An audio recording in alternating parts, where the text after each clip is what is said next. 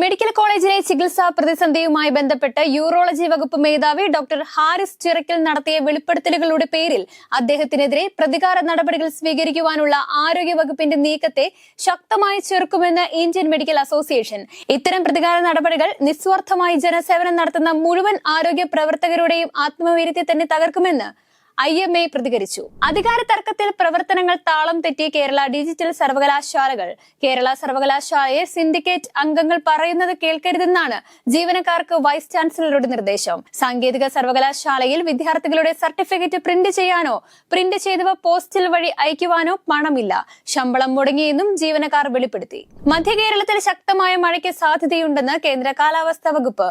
ഇന്ന് 4 ജില്ലകളിൽ orange alert പ്രഖ്യാപിച്ചു. എറണാകുളം, കോട്ടയം, ആലപ്പുഴ, ഇടുക്കി എന്നീ ജില്ലകളിലാണ് ഓറഞ്ച് അലർട്ട് പ്രഖ്യാപിച്ചിരിക്കുന്നത്. 6 ജില്ലകളിൽ യെല്ലോ അലർട്ടും നിലവിലുണ്ട്. കണ്ണൂരിലെ ജനകീയ ഡോക്ടർ AI രൈരു ഗോപാൽ അന്തരിച്ചു.